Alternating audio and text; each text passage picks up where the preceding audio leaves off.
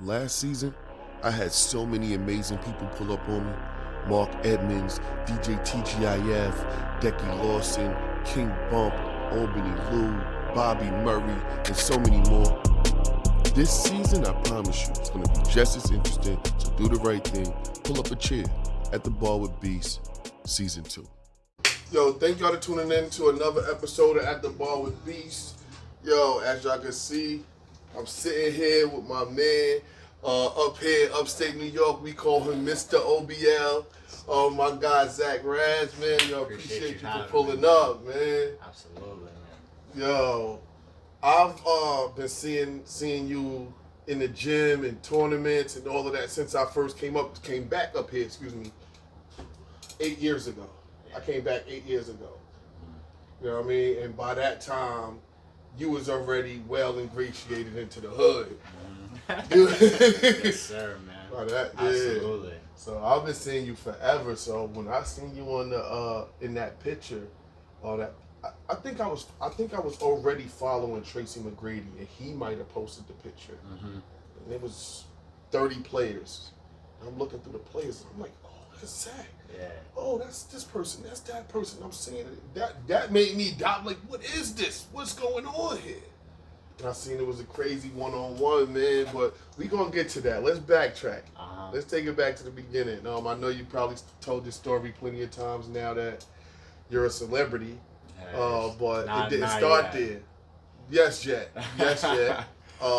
When T-Mac is doing interviews on national television and saying your name, yet is now. Crazy. Originally from Waterville. Yes, sir. Waterville, New York. Stayed there until I was about 11 years old, and then my mom moved to Latham, New York, and that's when I started elementary school at Bowd Hills in Latham, and then I went to Shaker Junior High for my 7th and 8th grade year. But okay. Yeah, But you ended up going to Troy High, right? Oh, of course. Yes. couldn't stay over at Shaker, man. This the opportunities for basketball really weren't there at Shaker. You know, no disrespect to the coach there at the time, because I'm actually like really cool with his son now. But yeah, just the opportunities. Wasn't the right fit for you, wasn't it? Yeah, and I just they wasn't focused on basketball. Yeah, and I just don't think they at least believed in me at first too, and what I was trying to accomplish, and what I could end up becoming. I don't think they saw the hunger and the drive I had at a young age, or when I was still there too, I was kind of getting clowned a little bit for what I was trying to achieve in basketball, because I was very open, about what I was trying to do, and I was still a very tiny dude, 5'6", $120, so I could understand that, when you first look at me, but it was just more fuel to the fire though. Look at you now. So I got a question.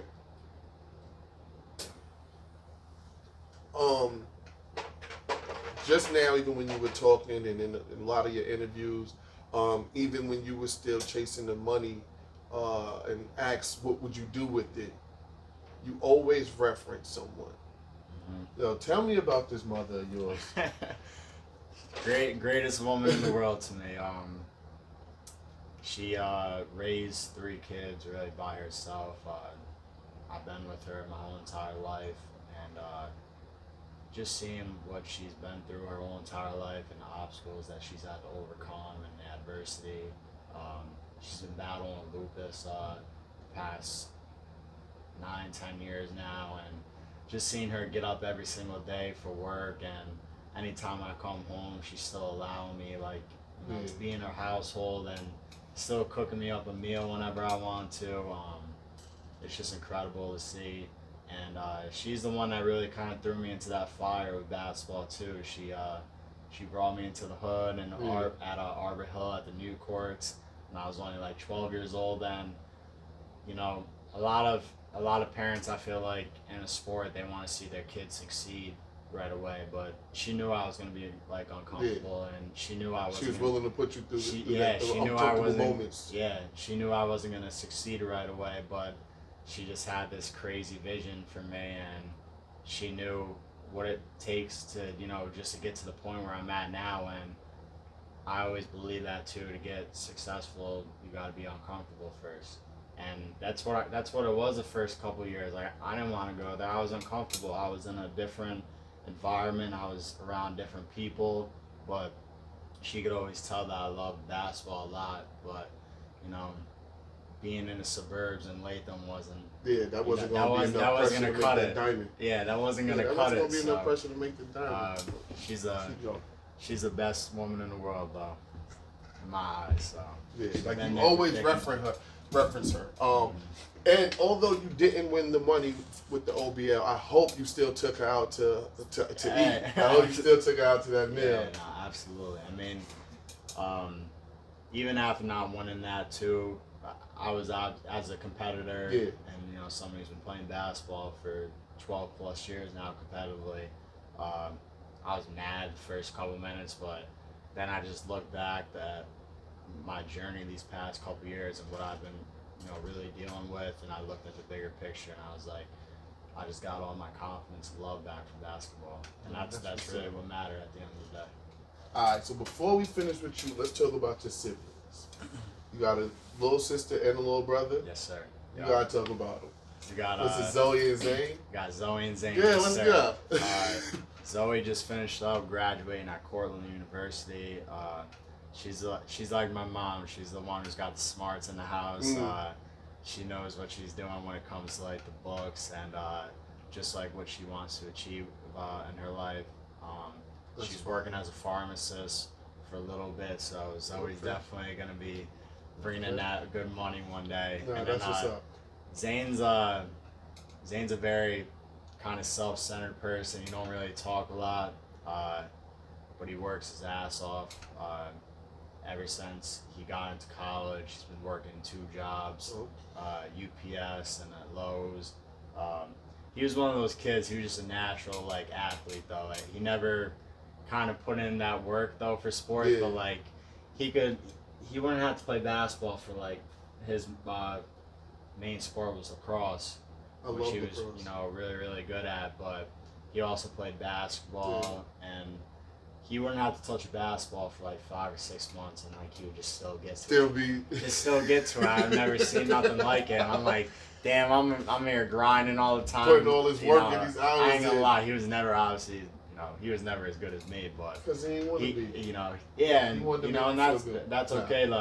Everybody's got a different path, and he works his ass off. That's what's up. Especially at that young age, it's really inspiring to see. And they've been nothing but supportive of me, and they're always right behind me, and right there for me. So they're the best, man. Got a great family. Family is important, and it really starts with what we become. You know what I mean? Absolutely. It's the foundation. Was basketball the only sport you played? Nah, I was a big baseball player when I was little, up until 6th grade. Was a really good pitcher, and then I remember we finally played a team out of the area. Like the first batter, dude hit a bomb off me. I was like, yeah, baseball ain't it for me. That was it. I was throwing like gas at a young age, and I was in Waterville Little League, just striking dudes out left and right. And then we finally played a team out of our area. I was like, I don't know, this might not be it for me. And then I was really big into football. I wanted to keep playing in high school, and I was always very back and forth between football and basketball. But that was my next question. Do you regret when you look back? Do you regret not playing football in high school? I kind of do. It wasn't really my decision though. Okay. It wasn't.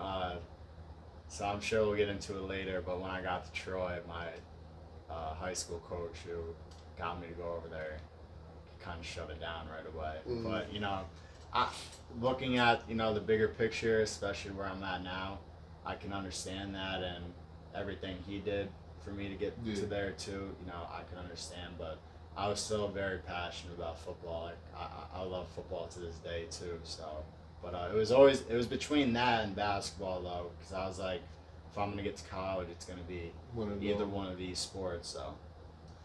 So let's get there. Let's talk about it. Troy High. Troy High. Dude. Let's go. So left Shaker junior high, 8th grade. Into that summer, I still didn't know what high school I was going to. My mom was trying to still help me, figure out what would be the best decision. And I was originally going to go to Bishop McGinn, where Coach Rich Hurley was still at. Mm-hmm. Then he made the move over to Troy, and that when he came over to our house, he was very supportive right from the get go, and telling me what I need to do to. Everybody knew I wanted to play Division I basketball. Yeah. If you were really in my, over my shoulder, just watching what I was doing, I always wanted to play Division I basketball. So I remember he came over, he just put out a bunch of sheets of paper of what I need to do, A, B, and C, and he was like, "Oh, I'm gonna be going to Troy High now," and I was like, "I'm not." That's crazy. That's a big adjustment from Shaker to Troy, and we didn't exactly do it the most legal way at first, I should say. My mom had to pay tuition to go there since we were not technically from that area. Yeah, and I remember my first year there, a lot of people. So it was me, Dyer, and Isaiah Dobre. Mm-hmm. My dudes from Dream Team. Shout out Dream Team, man. Rest in peace, Coach Luck, too. Shout out Coach P. Yeah, all three of us went there, and it was a very big deal to people around here. Yeah. Crazy deal. So when we all went there, everybody kind of knew that I was in the basketball world, that we really weren't from Troy. Isaiah and Dyer ended up moving to Troy, but I was still in Nathan. But the first 2 years, my mom paid tuition just to go there. It shows you how crazy her picture and her vision was for me with basketball.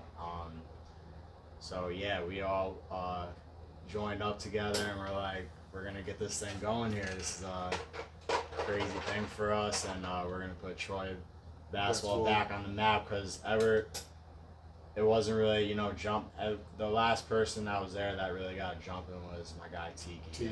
I was just with Tiki the other day. Yeah, and it really wasn't. It was a big football school, but other than that, basketball wasn't really a thing anymore. So Coach Hurley was like, "Let's get it going over here." And we're like, "All right, say less. Let's get it going." All right. So you get there, how it go? Was that your 9th grade year? Yeah, the first couple weeks was definitely tough. Just being in that different environment, being in inner city, making that 15-minute commute. Nothing crazy though. I wasn't driving. My mom was every day. So making that 15-minute commute, and just being around kind of different people all the time. It was a lot different from. If anybody around here knows Shaker and Troy, it's a lot different. Yeah. So, freshman year was really cool though. I started adjusting, I started getting comfortable, meeting, a lot of my friends and a lot of people, and I ended up playing JV that year. Mm-hmm.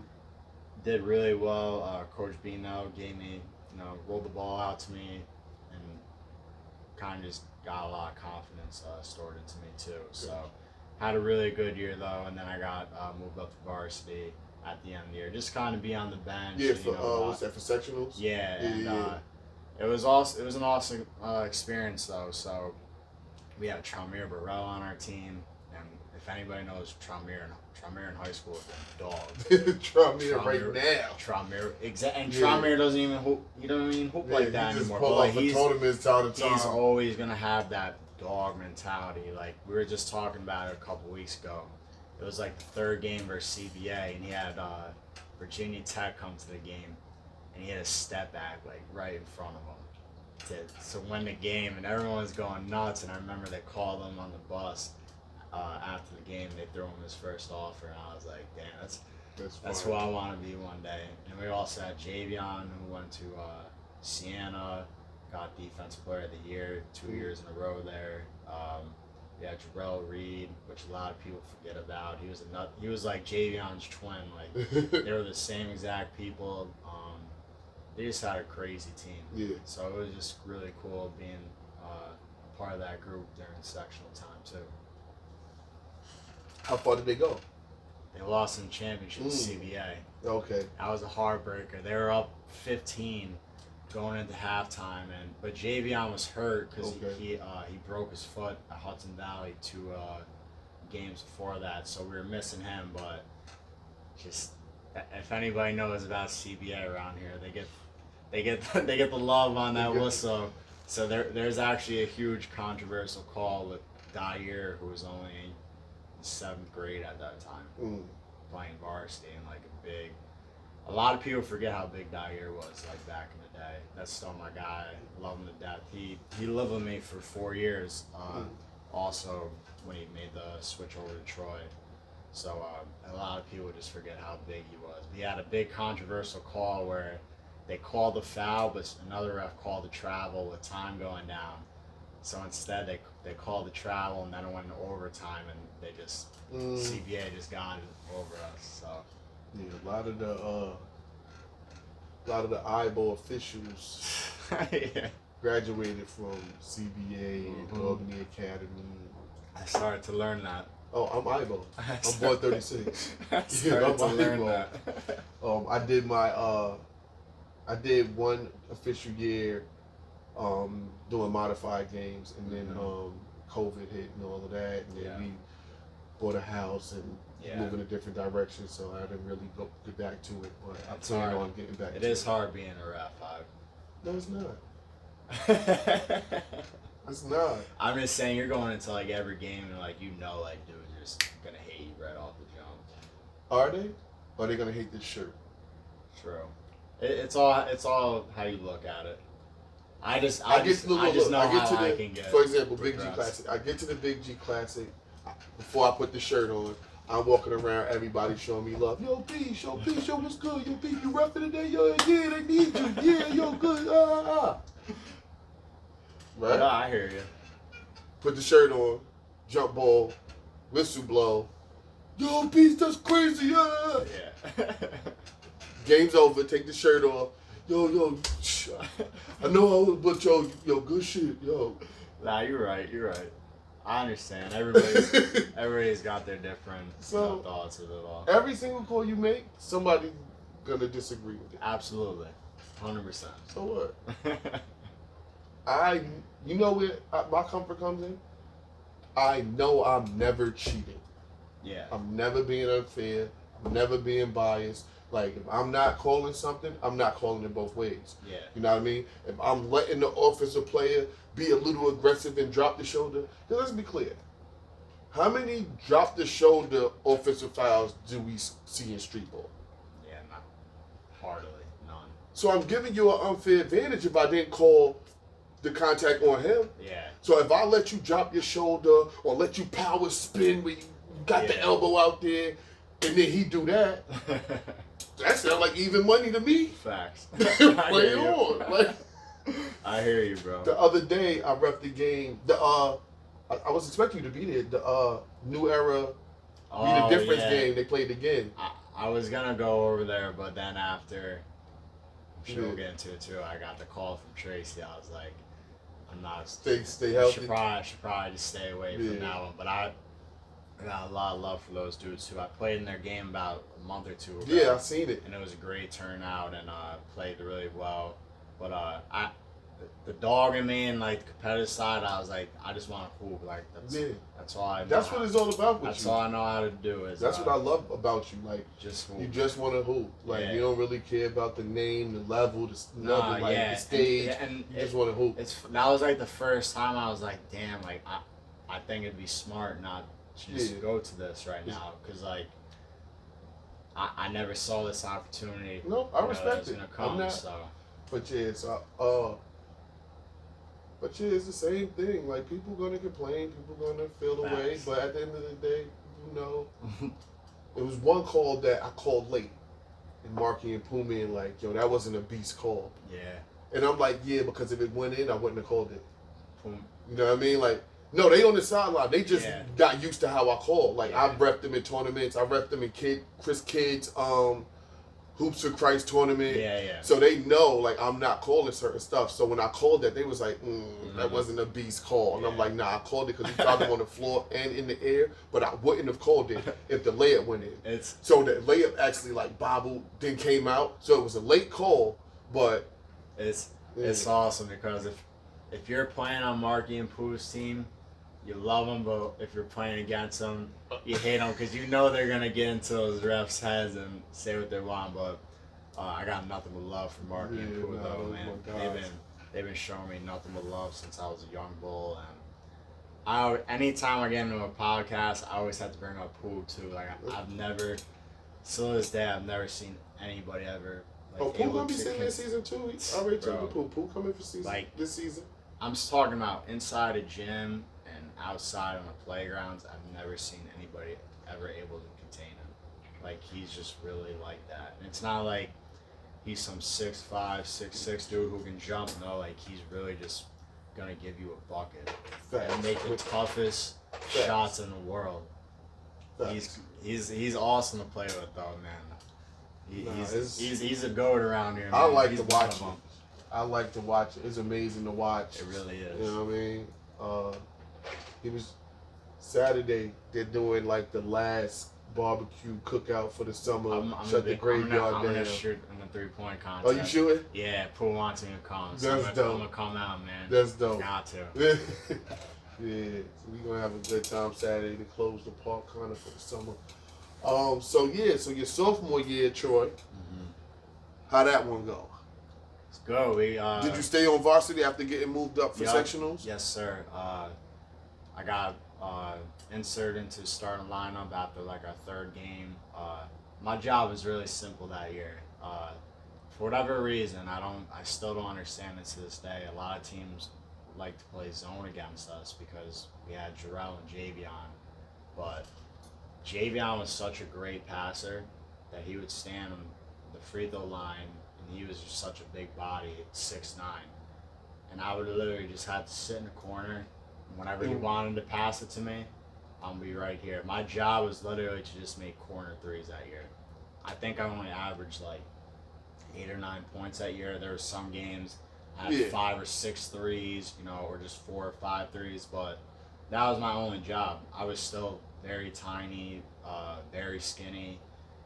Well, I remember you were skinny. And it was good. It was good for me too because that year as well, Coach Hurley got into my head so much about the importance of playing defense and really taking that to heart when somebody scores on you. So there was definitely some times, especially the competition we were playing that year, not just from local teams but out of state teams too. Anytime somebody got by me, I had 2 trees right there at 6'9" and 6'10", kind of, having my back. So that was cool too. But like my job that year was, anytime I even have an inch or 2 of space and I'm behind the 3-point line, just shoot the ball. Just shoot it. So we made it all the way to the sectional championship, and we got to Green Tech, and this is when it was Green Tech at that time. When shout out my guy Jamel Hood. I told Hood to pull up too. He's supposed to pull up. Hood's a man. They've been showing me nothing but love since I was a kid. But this is when Jamel Hood Jr. was like really hitting, where he was about to go to, and we upset them. We upset them in the finals, and we only had 9 players at this time because we had 3 people quit throughout our season. So during practice, we couldn't even go 5-on-5. No, we couldn't even go 5-on-5. So nobody was gonna, which I still don't understand kind of this day. I mean, I understand it was me, Dyer, and this other dude named Jordan Nelson. And we were all still like the same height. Like guard wise, I could see like the mismatch, but we had Javion and Jarrell, and like I think they were still no disrespect to any of the Green Tech, big guys at the time, because they still had Raymond Burt, they had Chris Clark, and their team was just like stacked with like the talent. But I think just like after our whole entire season and what we've been through with like dudes leaving us and just how much better we've gotten. Yeah. I think we just kind of Like your cohesiveness, y'all. yeah, we were just so close with each other too. We're just being with 9 dudes, and Javion and Drell had like the game of their lives, and they were just hooping. I really didn't even do much that game. It just after the first quarter, after those two, how they were playing, just like, all right, give them the ball. Nobody else shoot, just give them the ball. So yeah, we ended up beating them, and we made it all the way to the state championship, and we've to this day we still played the toughest team of Section 2 in the state championship. We played Thomas Bryant, who's on the Lakers now, Antoine Anderson, who played at Fordham and UConn, Quentin Rose, who's on the New York Knicks G League team right now, Chinoso, who played at Syracuse for his first 3 years. I forget where he transferred after that. Then they had this dude named God's Power, who was 7'1" as a freshman. So like, their team was just they were nuts as a high school team. As a high school team, that's nuts. crazy. And literally 2 NBA players on our team. You just don't see that in high school basketball a lot. And we lost to them in overtime. But yeah, no, that year was just insane though. Crazy year. We overcame a lot for real.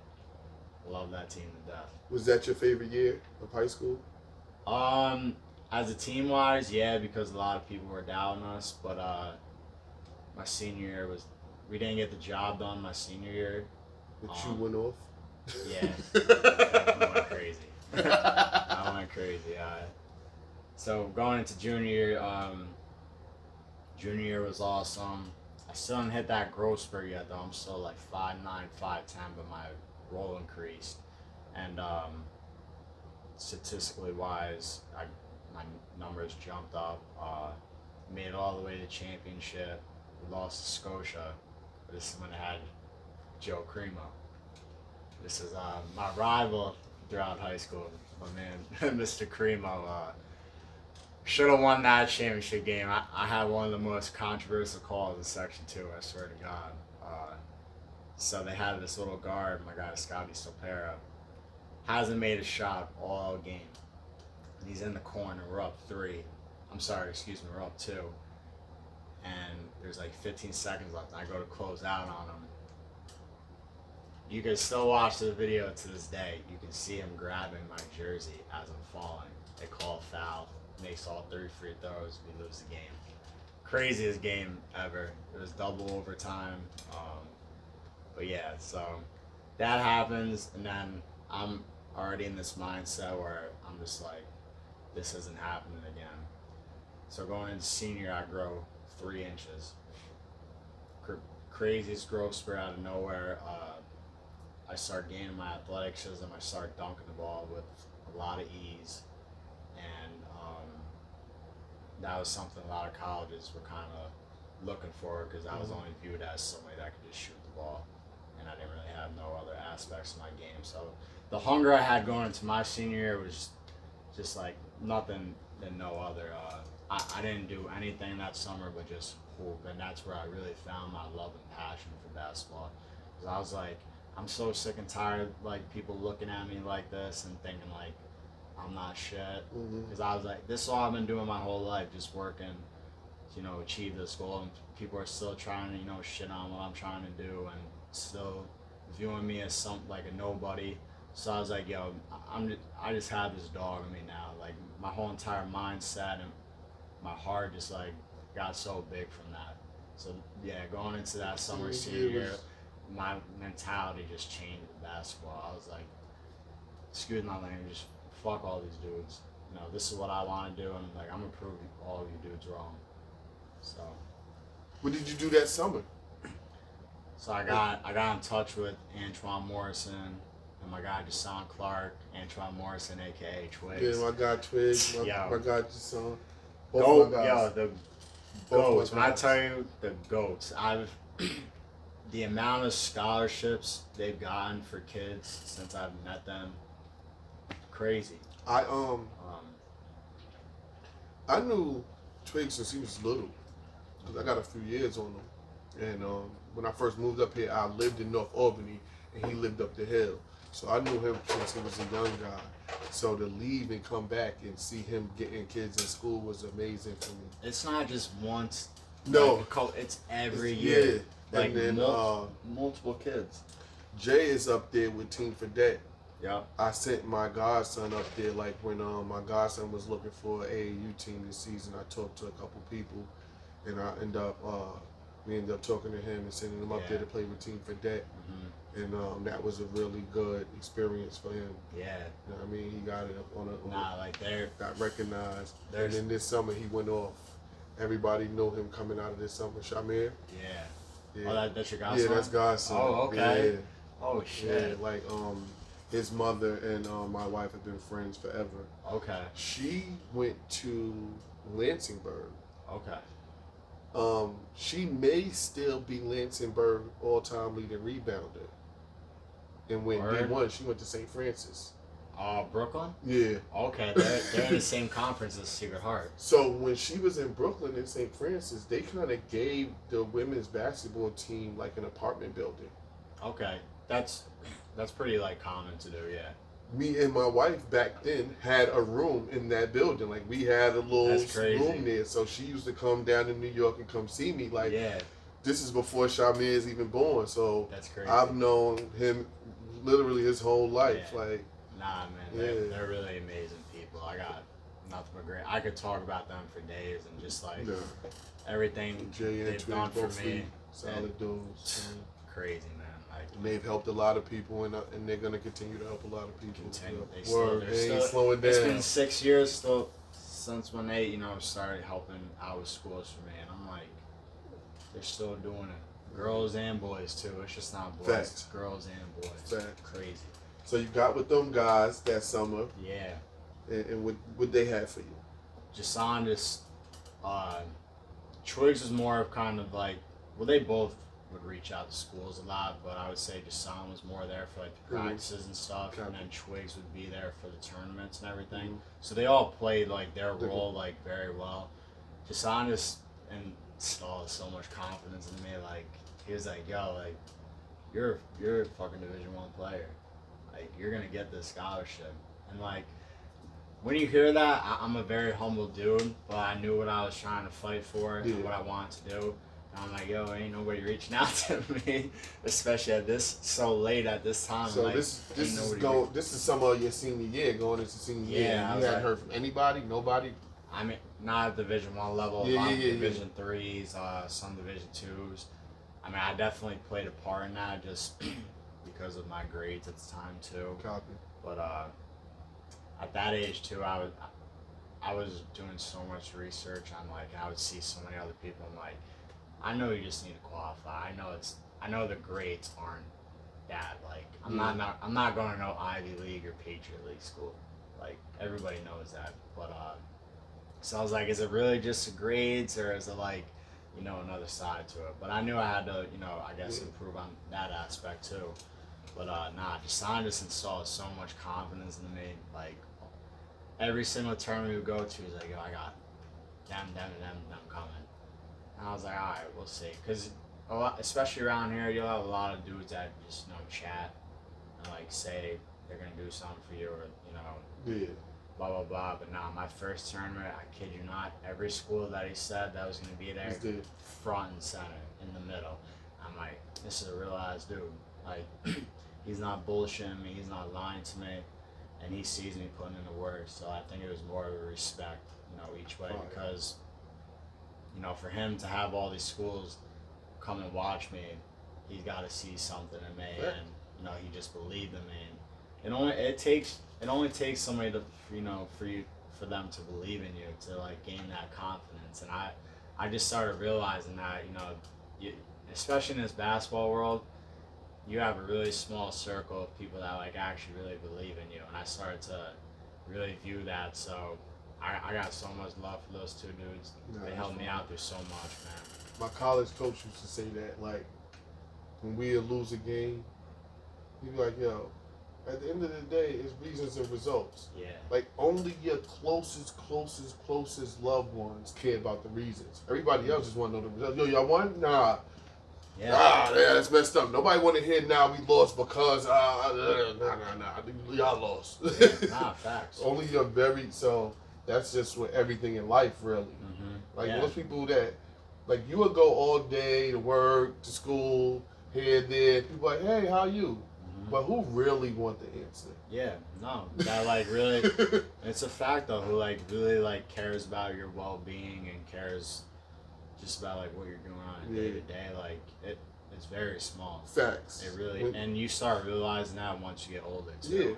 I don't think that's necessarily a bad thing, but no, it's just reality. It all depends on like what your personality is. Like you could take, major offense to like the way you see others, treating you at a certain point. But once you get to that age and you really do start to realize that, it's a great thing though. Yeah. It really is. Because anything else wouldn't make sense. Because it would take people out of survival mode. Like at the end of the day, we all in survival mode to an extent. So every single day. It's hard to care about everybody. Yeah, nah, for real, for real. And that's okay though. That's okay. To even try to fathom that burden of somebody who really cares for everybody, like that has to be. It's impossible to a certain degree. It really is. All right, so we get to this senior year. Talk me through it. Senior year was a crazy year. So I was living with Dyer was living with me, and kind of had a falling out my last year. Just about some other stupid stuff at a really young age. Like I said, Dyer, that's my dog to this day. Yeah, I've seen him the other day as well. That's really my boy. Both of them actually. I just seen Zay. He was in the he park playing started ball to hoop again. I saw he slim. He gave Pooh a little cut on his face too. He was posting on his Facebook page. But I'll say one thing about Zay real quick too. Craziest defender I've ever played against. You can't score. He's like, he taught me actually at a young age too.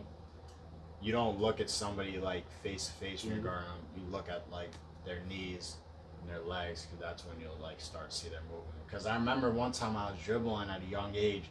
He's not even looking at me. He's just looking down. I'm like, "Fuck, you doing that for?" And he was like, "No, I learned this at a 5-star camp. The greatest defender. They look at the hips and they look at your knees for like your movement. Because basketball, more than 50% of the time is lateral, not north and south." So I was like, "Yeah, that's a really crazy like way to look at it." But I'm a little older, so I grew up in an age where only the elite of the elite of the elite went to camps and things like that, and had trainers or was on AAU teams. Like only the elite. Yeah. Now you a misfit if you're not on somebody AAU team or something like that.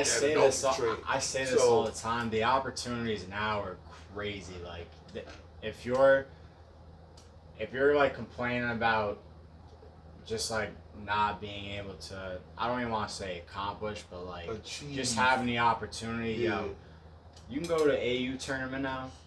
You'll have a highlight film done for you by the time you get home. Thanks. If you like during my time, and even prior yours, if you just got a highlight film, you're on cloud 9. Never. Because you gotta think, in my age, how do you only the people who really had the equipment, like how do you make a highlight film out of VHS tapes? Yeah, nah. That's a great thing for this generation. I'm like, that's awesome. It's just like there's no excuses anymore now. Like if you I just talked to a guy, I told him, "Yo, fam, start branding your kid right now." He's like, "Well, I think I want to be in marketing." Well, start branding your kid. You got to be your first client. I'm like, yo, if you really want to, if you really want to get to it, there's opportunity to get all to there now. Everything. Yeah, I agree. It's all there now. But yeah, senior year was amazing. Got News Channel 13 All-Star, first team, all Colonial Council for like the Troy, Lansingburg area in Albany. Second team All-State. There was a bunch of awards that year. Best player in Troy. I'm sure that brought some D1 offers. Nope, not to that point. Nah, I didn't. I do remember my fourth game though. this is just, I'm sure we'll keep getting into it too. The littlest thing can like get to me, and like the littlest thing will just set me off and like bring some type of motivation to me, and just trigger me. So I'm not gonna talk about it now, but there's something I saw in the stands like prior to our game at Albany, and just got me so mad. Like I was just furious. So like the fourth possession, I caught my first high school. Who was sitting with your girlfriend? Nah, it was because out of respect for this person, I don't want to talk about it. But something upset you. Something lit a fire. Something really, got me going, and I caught my first high school dunk. The like fourth or fifth possession of the game. I was in the corner, and I'm not a 1 foot jumper. Is that the highlight that's out? Yeah, no, this is on my Instagram and everything. I see it. So I go baseline, I dribble 2 times, I just go up off one. It sounded like 3 people, and you couldn't tell me shit the rest of the game. Like, if I didn't score another point, I was cool with that. But still played really well that game too. But everybody was still, not everybody, but there was still a lot of people who thought I was just that shooter. Mm-hmm. And that was just a huge surprise to everybody. They're like, he's dunking now? Like, yeah, I've been working my ass off in the gym. Like, I'm here to prove all you dudes wrong. This is what I've been doing all summer. And I just had that mentality going throughout my whole entire senior year. A couple games later, we played Middletown, which is a team out in Syracuse. Mm-hmm. And I had 41 points. That was another big just stepping stone of what I was trying to do. And just there was just so much hunger in me that year, and like I said, that summer I really truly gained my love and passion for basketball, and just seeing everything it was doing for me and how much I really wanted to do some of this in my life. Just the hunger was just there, man. So this question is for me because I learned a horrible thing early in life. I learned how to quit. I learned that early in life that I could just quit, and it was a gift and a curse that I was multi-talented. Like I've throughout my life, I've been fairly good at almost everything I've tried, but I'm not good at dealing with adversity. So as soon as there's too many hurdles, I'm like, you know what, y'all keep this, because I can do this still. You know what I mean? Like, y'all keep that too, because guess what, I could do this. Yeah. You know what I mean? So that's why at my age, like, I can do so many things because that's been my life, like a jack of all trades. Like, I can do, so I quit. But that was a horrible thing to find out. Yeah. Because once I found out I can quit, I started quitting everything. Yeah, exactly. It becomes more and more easy to do.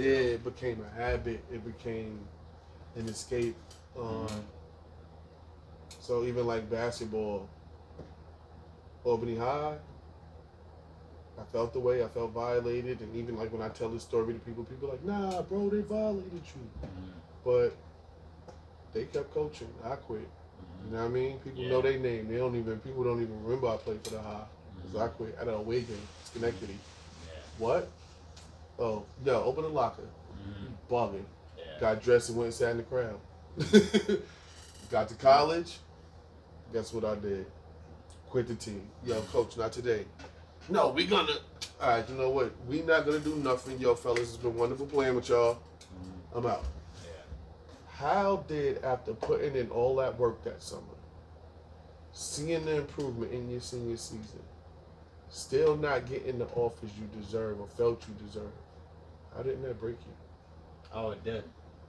And that's just something so tiny into my journey where I'm at right now. Even when finishing the year, News Channel 13 All-Star, averaging over 25 points a game. It was just with basketball, it's a love-hate relationship. It's a love-hate relationship, and more than ever, you're gonna see that hate than love, and that's just what it is. Especially if you're so passionate with any type of sport. But it was just kind of for me like, all right, bring on what's next. Like, what can I do? I still had some great people in my corner who were, really telling me there's some light in this tunnel right now. Just you gotta just figure out what's the next step for you and what's the best situation for you. But yeah, no, hell no. There's mad times I had probably like 10, 30-point games that year. I had film ready to give the coaches. Matter of fact, one time, St. Francis, PA, they're the first Division I school to just reach out to me. Came to a game. Probably one of my like just best overall games ever. When I'm talking about just playing defense, knocking down shots, distributing the ball, just like they were right there. They come into the locker room after the game, say all you want to hear. I don't hear shit from them. There were just a lot of times, and I'm just so emotional about this sport, and I'm an emotional dude. There was several times that I go home, I'm just, sleepless nights where I'm just like, what the fuck else can I do? Yeah. Is this even worth it? But I'm a man of faith, I'm a man of God, and just, praying to him all the time, and there's just always some signal. They just always show me to keep going, man, like just to keep going. And there was a lot of times, too, that, I would lose my faith too, but I would just stick with it, and there was always some sign I would get all the time just to keep going. And that's the best feeling in the world. Wow. It really is. But yeah, no, man, we just kept going. We were just one day, I'm like, all right, what's the next step? Like, what are we doing next? now? So what you do next? So then I was gonna go to a junior college, Northwest Florida State, and then 2 weeks before I was gonna commit, I get a call from St. Thomas More, Jerry Quinn, one of the most legendary prep school coaches in the world. He's in the Basketball Hall of Fame right now. He's been coaching there for 45 plus years. He reached out to me and was like, hey man, seen your highlight tape. I think this would be a great, opportunity for you. We would love to have you. And once I did my research, and I seen Trishawn Morrell went there, Terrell Dozier. There's a couple Albany guys that went there, and they just said nothing but great things about this dude. I'm like, all right, this is the next step. We gotta go here. And that's a surprise for you. Shaw just went. Shamir just went to St. Thomas More. Yo, I gotta talk to him now, bro. Jerry Quinn is he is one of my top like it was a real late thing, but Fushio left Academy. Yeah, yup. So Keyshawn went up to New Hampton. I did see that. And Shaw went to St. Thomas. Yeah, it's gonna be the school life is a little different now because I know you don't have to dress up all the time. Like, y'all had to do uniforms? All boys school, waking up at 7 in the morning. What are you gonna tell me? Yeah, crazy. I went to, this is some people don't know about me. After elementary school in Queens, I went to Deerfield Academy. I went to Eaglebrook. I went to Eaglebrook Academy. Okay. Which is right across the street from Deerfield. Okay, yeah. And it's in Deerfield, Massachusetts. Yeah. Right, like literally, like right across. Like we used to walk over to Deerfield. Yeah. But I went to Eaglebrook Academy, and I was out there for 3 years, and I had a wrestling scholarship to Blair Academy in New Jersey. So I went to Blair Academy for half a year and got kicked out for fighting. Yeah, that's the one thing in those prep schools. They get you right up out of there. Right, yeah. But Blair was co-ed. Eaglebrook was all the way, all boys school. There were maybe 8 females. Yeah. Because like if their parents teach there, they can go there free. Go there, yeah. Yeah, nah. Prep school is different, bro. Yeah, and they called that pre-prep school. Yeah. Nah. It was tough. It was an adjustment. I don't want to say it was tough. It was an adjustment. Yeah, no, 100%. But Shamir will see it too. Like, there is not a lot of entertainment there. There really isn't. But if you have you don't need that. Go play ball. Go get your classes right. 100%. You don't need no entertainment. So at first when I went, I thought I needed a higher SAT score, but NCAA changed the ruling format of like the scores you needed. Mm-hmm. So the first week I got there, I learned that I was all set. So I'm like, all right, I just need to get this offer now. Like, that's great. Yeah, like I already got that took a little bit. Yeah, Jerry called me in his office, told me, all right, there's one thing away. Now it's just the offer. That's all I need to worry about.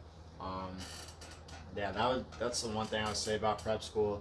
Yeah. If you're good, because he went to LaSalle, mm-hmm. and then from LaSalle, he went to Albany Academy.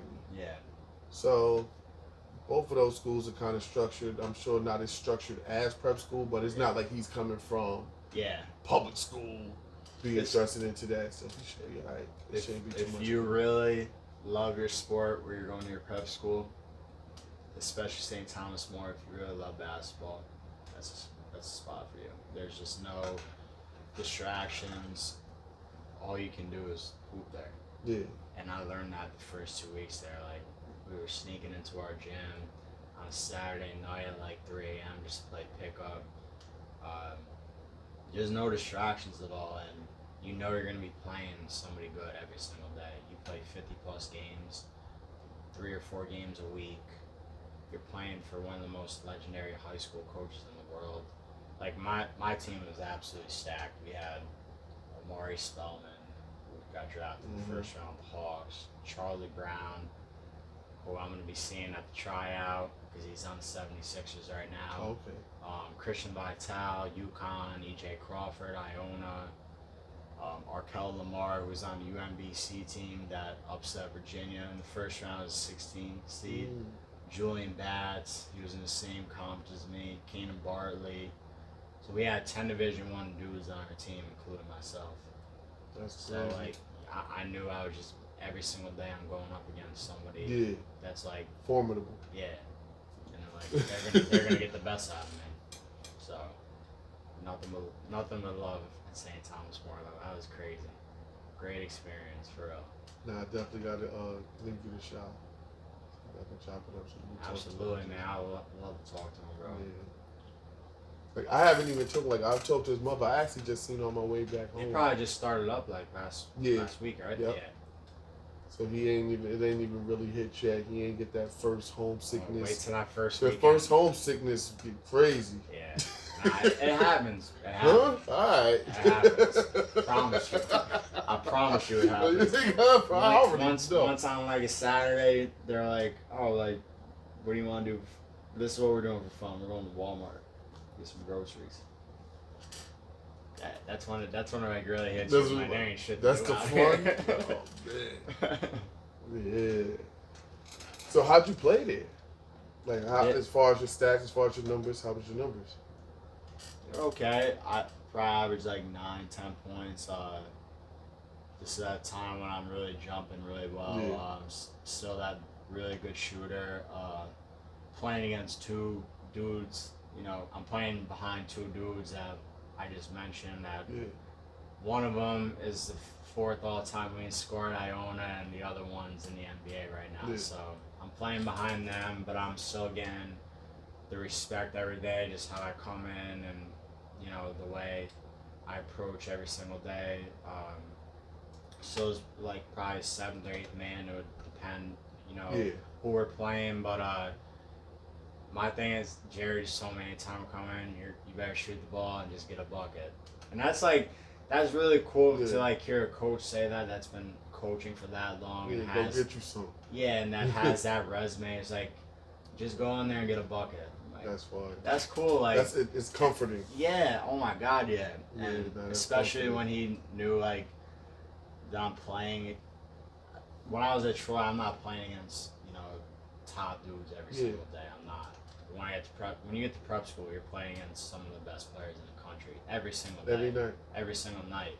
So when you have your coach say, just go in there and get a bucket, I'm like, he believes in me. Like, that's what I'm going to do with And then when you got that much talent on the team, like you said, even the 2 guys that's ahead of you, I'm sure they have all kind of schools coming and Oh, no, they would bust my ass. They would bust my ass.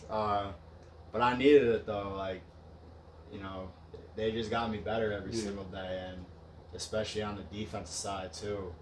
You know, it just brought more hunger into myself too. I'm like, all right, there's gonna be some days where I need to come at you too, and those days did happen. But you know, more than a lot of the time it was them. Yeah, but that was cool though. You know, just I never stepped away from no challenge, and I think they respected that too. You know, I never backed down from them. So those are my dudes for life. Still talk all the time. But you finally get your offer. Yep, yes sir. My first offer, Secret Heart University. My second week there. So Jerry actually brought me into his office and said, after our first 2 weeks. So our first 2 weeks of pickup, we had a lot of unsigned dudes, and like I said, we had 10 Division I dudes on our team, and we had 2 NBA dudes. So like, Villanova, UConn, St. John's, St. Joe's, Florida. I'm just thinking the big schools now. Arkansas, Creighton. A lot of the high major schools there those first couple weeks. So I didn't get any of those looks, which is okay, but there were some mid-major and low-major schools, and Secret Heart gave me that first offer, and I started getting a couple more offers from some low-major, mid-major schools. Anytime I got an offer, even if you were in class, Jerry would call you out to tell you, which is really cool. Yeah. So after the Secret Heart offer, I got four or five more offers within that first week, and he said it to me straight. He was like, "I think you should take Secret Heart," and I was like, I was on cloud nine. I was like, "Oh, I want to see what else again." He was like, "Are you stupid? Like, are you crazy?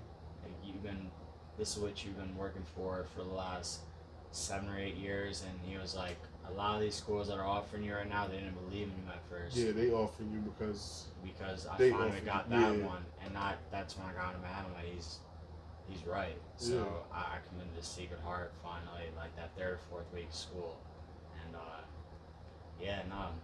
they did start coming in though after that first offer, and I did hear that once you get that first offer, they start more coming schools, in. So, but that hit me. It's like that with women. Very true. Huh? Very true. Especially after a certain age, if you don't have a women don't want you. Facts. It's like you not validated. You don't got the stamp of approval. Facts. Having a woman make women be like, "Ooh, he a catch because she got him." That's a fact. So it's the same way. So it be schools that be seeing you like, I don't know, because if he was that good, he'd have office. Why he don't got no office? But I like him, but he don't got no office. So it must be something I don't know. It'd be so many questions, and then when you get an offer, they be like, 1,000%. "Oh, you got an offer?" Oh, send him something before you go there. Yeah. 1,000%.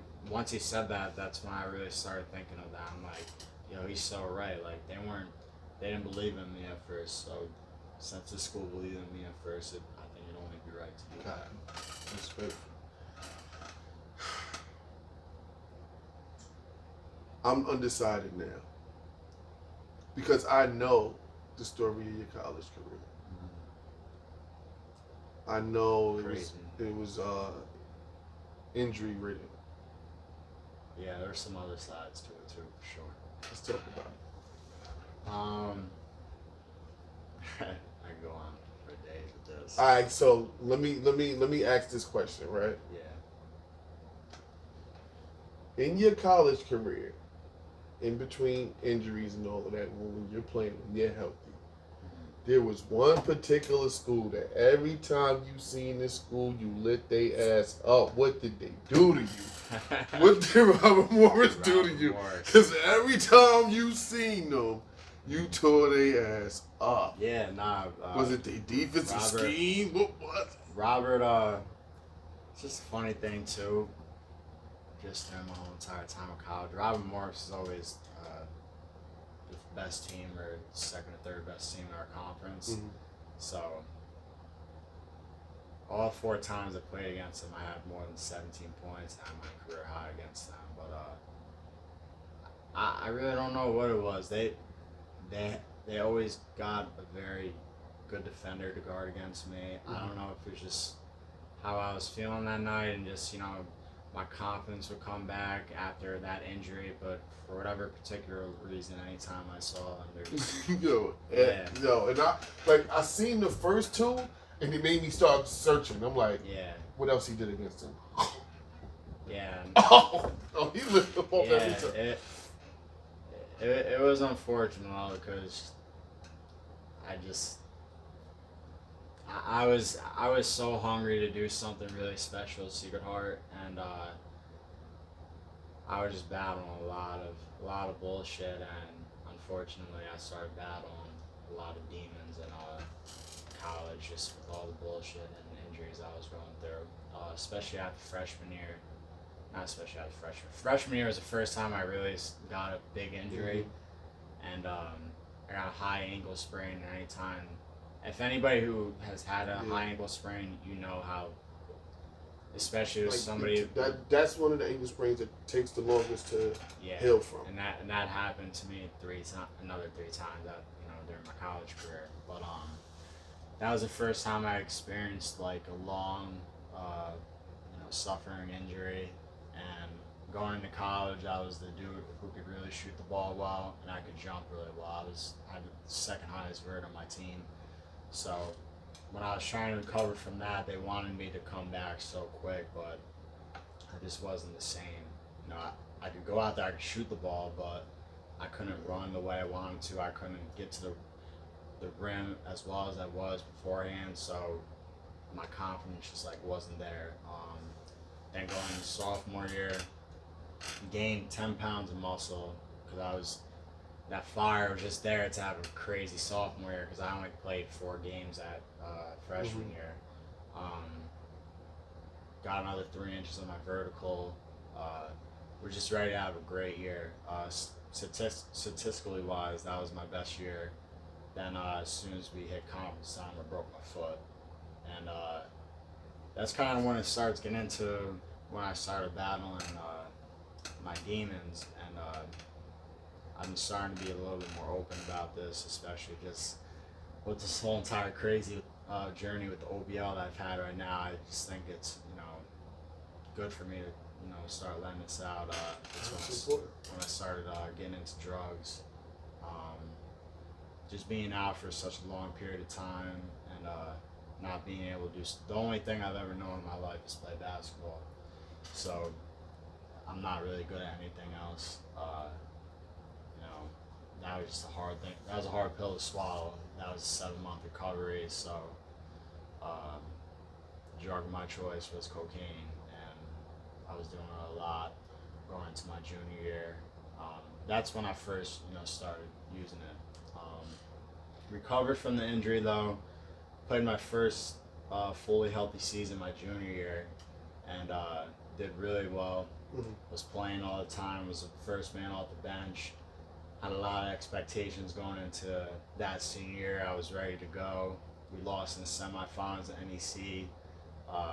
The media, the NEC was starting to, finally be like, oh, this is what we've been waiting for. I was all ready to go, and then got another injury. Going right into senior year that summer, and that's when I hit my low point with the drugs I was taking. Were you still using during that junior year? Would they be here and there, but I was having a very successful year, so I wasn't. It wasn't.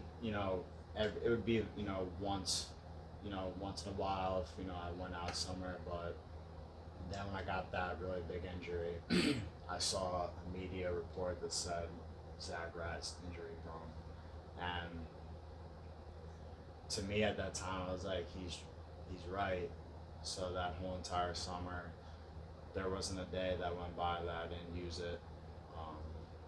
Going into October, when I knew I was going to be out for the whole entire year again, I was using it every single day for 4 months straight. And at that time in my life, I didn't. Now that I know, to this day too, I didn't even know how bad that shit is for you, and what the long-term effects can be with that shit. And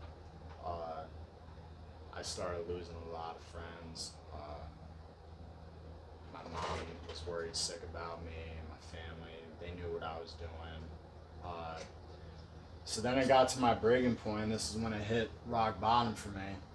I woke up one day in a hospital, and I had overdosed, and I was sent away from school for the whole entire year. And like I just said, that's when I hit rock bottom, and I thought my whole entire basketball career was over. Thought I was all done playing. It was a really low point in my life, and but during those times when you're alone, and during those times when you really have nothing but to reflect and think about yourself, that's when God was giving me another chance. And I had 3 or 4 months just to sit. And it's when I came down here, when I said the man cave, like this just reminds me of my mom's basement right now, because I was down there for like 3 or 4 months, just just kind of feeling sorry for myself though, and just like, damn, I just fucked everything up. Everybody thinks of me and views me as this way now, and but I ended up getting another chance to go back, but that's when it was during COVID. So we only played 16 games that year. I got hurt again, but I had got prescribed to this another drug called Adderall at that time, and that was another thing that I started abusing really bad. I just really wasn't in basketball mode. I was luckily able to still graduate with a degree and everything, but I was still battling demons. And for anybody that hasn't never went through it, like, depression's a real ass thing. It's a real ass thing. And I went through that for over 2 years, and it's a hard battle to fight. You're battling with addiction, you're battling with demons every single day. But yeah, I was lucky to get that degree, for some type of success. But after the day I left that school, I just felt kind of shitty about myself, because everything I wanted to accomplish with Secret Heart, at least with a basketball perspective, it just didn't happen. And that's when I was like, basketball ain't for me no more. It was a rough couple months after that. I was like, I'm not playing basketball competitively for the first time in my life. I had no other team to go to. It was away for the first time. What brought you out that darkness? So this is when I get into OBL, the big. So you come out of the darkness and step right into the spotlight? Yeah. Go. That's amazing. Crazy. So. But it's funny. Also in this season too, I have another gentleman that I'm interviewing on Facebook. He goes by Paul Kane, but he calls himself Batman. Mm-hmm. In the Dark Knight movie versus Bane, a lot of people watch it for the action, but if you listen to some of the things Bane talk about and some of the things he say, it's so powerful and so amazing. But one of his main points is like going through that darkness, making it through that darkness makes the light easy. Mm-hmm. It makes the light easy. Yeah. Like everything is up from that point. Like you said, you hit rock bottom after that. Ain't no lower. Everything is up from that point. So, OBL, how? Here you are at one of your lowest spots, practically have given up on basketball. What happens? So, this 7 or 8 months of me just being out, I would still go to the gym and just shoot, here and there. Mm-hmm. But like, I was like, anything competitive for me in the future, it's done with. And it's another hard pill to swallow. I was like, damn, I really got to find like a job now. And I didn't have a job those first 4 or 5 months. I was just living in my mom's house, and she was supporting me. Just feeling sorry for myself, and that's not something you want to do and use as an excuse. But if you're lucky enough and have people that support you and will help you through that time, you're a lucky person. But so 2 months before also the OBL too, I had to go to the hospital because my thyroid gland was acting up, and that affects your hormones and your breathing and my potassium. Energy and everything, right? Yeah, my potassium levels were very low. But it was like just another like weird feeling. Like, the fuck is going on with me? I couldn't get up out of bed.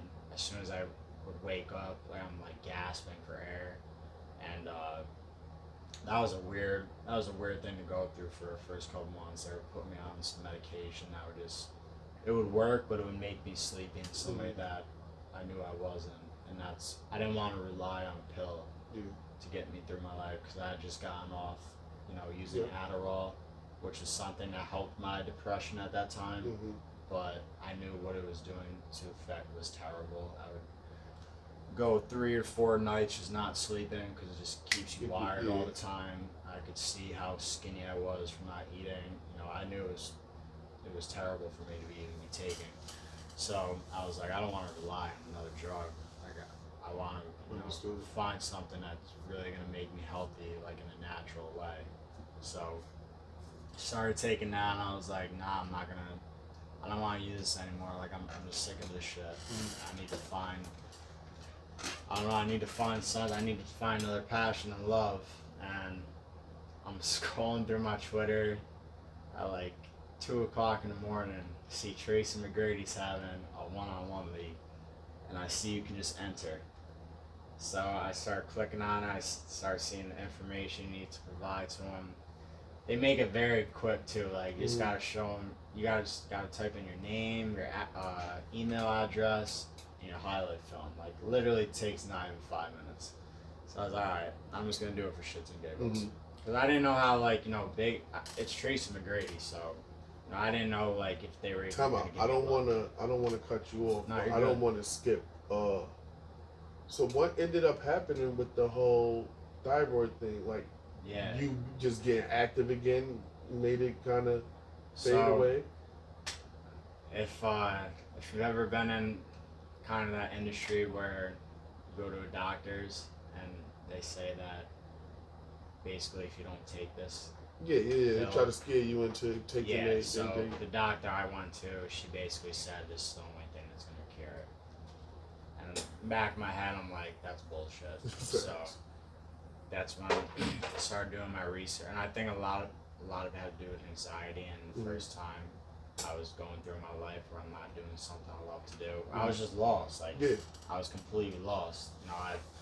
I was like, damn, nothing I did in college worked out. I didn't succeed the way I wanted to. I didn't live up to the expectations. So I was feeling like shit about myself. So I was like, but that's bullshit though. I was like, I know there's natural ways to cure stuff like this. I was like, I'm not fucking dying. I don't have cancer or something. So I was like, it's just something what doctors do. I think there's a load of field of good doctors, but I also think there's a lot of shitty doctors. But and not just I don't even want to just say shitty doctors. I think that the power and the money of the pharmaceutical companies have gotten to a lot of people who just, you know what I mean, are in need. Yeah, well, I mean, you just said it, the best too. Even when I was taking, my Adderall, I think that doctor knew that wasn't good for me, but he got a check every month. I went to go and visit him, and that was just like my same mindset with her. She just wants to see me every month, so she gets her check. Okay. So unfortunately. But I was taking them, and then started feeling a little bit better, but I knew I wasn't myself, so I was like, I'm gonna try just to get off these and wake up every morning and actually I was always very bad at eating breakfast, so just starting your day off right by having a really good breakfast and doing any type of exercise right away in the morning to just wire your brain to, all right, this is gonna be a good day, because I'm up and you start feeling good about yourself. I'm active. Yeah. Got you. Exactly. So All right, so go ahead, back to where you was at. So they make it easy. You filling out the form for the OBL. Mm-hmm. Yeah, so I didn't hear from them for like a month. I did not expect to get picked or anything. I was literally just doing it just to see what happens. So they reached out to me the Wednesday of that week of the OBL. So it's a Saturday. I get a call from Sam. She's one of the directors for it, who kind of runs everything. And I also got an email. She's like, "Yeah, you got picked to come out to Brooklyn on Saturday." In this day and age, did any part of you feel like it was a hoax? Not after I saw the email. Copy.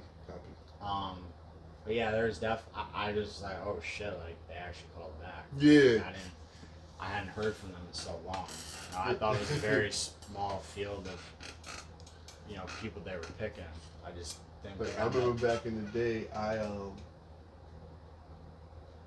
I reached out and left them, like at the time you could leave a voice message and they asked you a whole bunch of questions. I left them a voice message to go on Jerry Springer.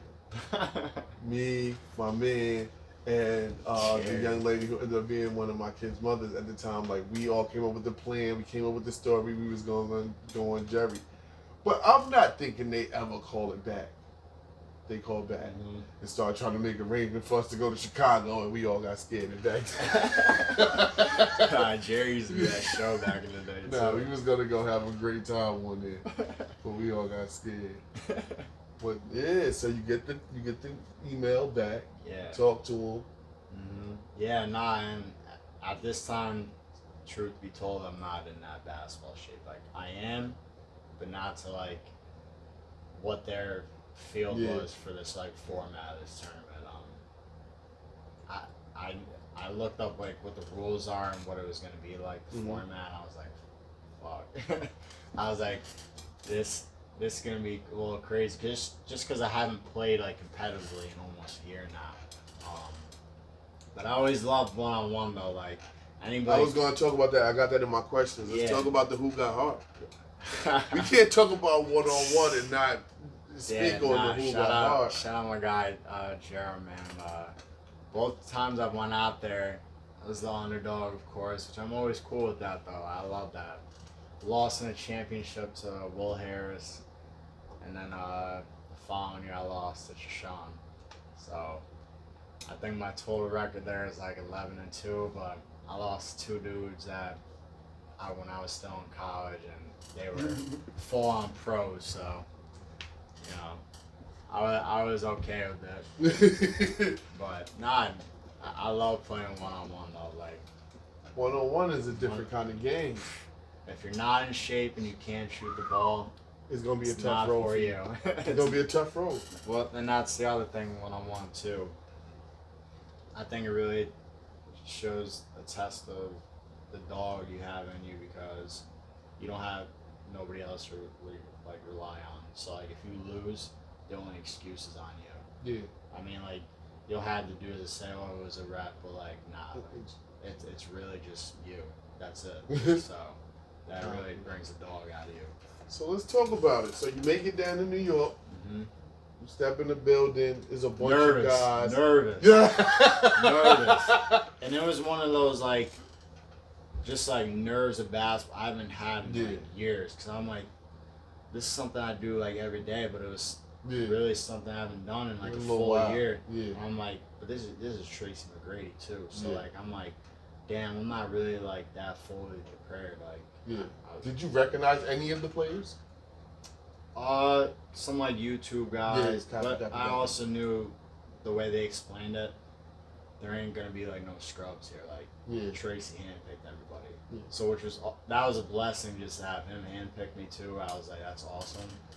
But I really had no expectations though. I really didn't. But I was like, damn, like I hadn't even played a pickup game in like 3 or 4 months. So I'm like, these dudes, like everybody else just seemed like locked. Not saying I wasn't locked and prepared, but I was like, damn, I just haven't played like competitively like this in so long. So talk to me. What was the first game? I lost my first game. You lost your first game? I lost my first game there. My guy named Markel. He also made the top 8, but then he lost Leaky in the first round the next day. So I lost my first game. I played well the game though. I lost 7-5.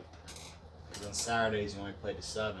Okay. So I was hit. I think I only missed like 2 shots, but he just wasn't missing. He was like very like shifty dude, and I was like fuck like.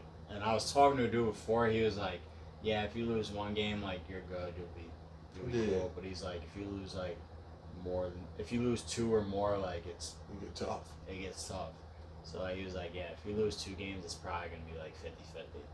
So I'm like, I'm already done. Like, I just came out to Brooklyn.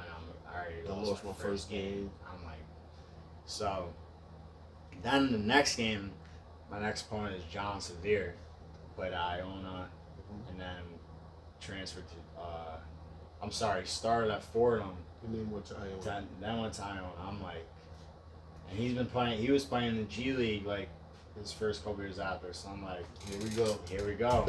And I ended up like frying him. Like he was, I could tell he's kind of like a little out of shape, and I'm like, it's still like he's a New York like legend around here. Like, but it was averaging 25 at Fordham as a freshman. Like this dude's a dog. Beat him 7-3, and I don't know what it was from there. I was a little bit more excited, I guess, than what I should have been, but there was that confidence, and I played another 5 games after that, and I just couldn't miss like, the rest of the day. I ended up losing another game to make me 4-2. Yeah, 4-2. You remember who you lost to? He was kind of like an OG out there. He didn't even make the top 8. He ended up losing his last game, give him 3 losses, which actually helped me out because if he had won that game, it would have put him in and you out because he beat you. Even if I won, just because he beat me. So my last game, I'm playing against this dude that's undefeated. It was him and Gino were the only 2 undefeated dudes, and I hit 2 threes right off the jump, and I don't know what it was out there. He called a timeout, and like I could see some dudes like on the sideline like kind of like laughing like, oh, like how's this dude like losing to him, and I don't know if it was like God is giving me another signal or like something, just like that dog just came back into me like right away. Like I could just, you can sense when somebody's like saying some shit about you or like trying to clown you. So I was like, all right, like I'm here now. Like I just need to beat this dude, and my confidence and like just love just came back, and that dog just came back, and man, ended up beating him. And then got advanced to the next day. Yeah, I was trying to, because I couldn't see it all, so I was trying to follow and try to see like who you played against and who you was playing. So I've seen some of them. Yeah. You played Josh. Yeah. Josh. I don't got no like hate for him or nothing, but he definitely started the spark like right away the next day. He was talking crazy. He was talking crazy. Yeah. Which is good though. I needed that, I guess. Who else did you play? The second day. That was the second day? Yep. You played Gino. And I played Gino the next round, upset him. Then I played my guy Darian Davis. Blue chip. Yep, Blue chip talent. Yes, sir. You know my guy Chris too. Yeah. And then Leaky. Yep. Yeah. It was a long. I played more games than anybody. Okay, because you started. I was in the playing game. Gotcha. Versus Josh. Okay. But like I said. Like I said, I seen the picture and just some of the guys that I knew. Like I said, I seen Yada, I seen Gino, I seen my guy Mike Glover. Mike Glover, you remember his brother Anthony Glover? Yes, Used sir. to play for St. Mike Glover's my guy. I played with him before. For the kill, Damo. As you see, Damo just went crazy when y'all played them at Dykeman. Like Damo was sick. Somebody was like, "Oh, Damo versus Pooh Man in a 1-on-1." That would be crazy. That would be crazy. That would be crazy. Wait, Damo was in Brooklyn? Mm-hmm. Damo was on it. Damo was Damn. there. That's crazy. Oh, you didn't even realize that? Nah, honestly. Yeah, like I said, that picture, I've just seen that picture, and I'm like, oh, that's that. Yeah, Damo was I in didn't that know picture. that's when I was at Dykeman. That was the first day. You thought that was the first time you seen him? because I'm not gonna. Yeah. He got the best of me. Damo tough. He's tough, bro. Nah, Damo tough. Yeah, like. Damo's tough. He got mad shit. He can hit shit that seemed like it's off balance, off angle. Like you should have never pulled up right there. He don't look like he's like strong. the best in shape. Like, nope, that's just that's how he's built. But he can go. I learned that right away. I learned that right away. My guy Kedar was there. Did he quit? Like he did a player get tired and quit? In Brooklyn? Yeah. It might have been. It was a lot going on. It was multiple games going on at one time. Yeah, there's 4 games going on. Copy. Yeah, like how I even came across it is my guy that does LES. He had went live on his Instagram, so I'm watching, and I went on just at that time when I'm like, oh, that's Kedar. We call him Superman, and he played for my guy Rod Wiggins. So I see him, I'm like, he looking like he tapping out. Like, yeah, nah, right. It's a different type. It's a different type of in shape. Especially with his rules too. It's not make it take it. You gotta play defense. T-Mac said that in the beginning. Like, no, like I'm not like yo. And like he said, it was dudes that could really score 11 straight, 7 straight, and you would never touch the basketball. Yeah. So he's like, nah, I want everybody to block up. He makes a very good point. There's too many dudes that are way too offensively skilled. So I think that also brings a dog out of you too with that. I agree. For sure. Yeah, so how were the refs? I really had no problem with any of them. I mean, there's definitely some times I was, chatting with them, but like I said, at one-on-one at the end of the day, like, they really, like, gotta, if a ref is, impacts any type of the game, like, they really gotta be, like, calling some, like, bullshit, crazy, or, like, just calling something, like, every single play. Like, it's really just on you know what I mean? Yeah.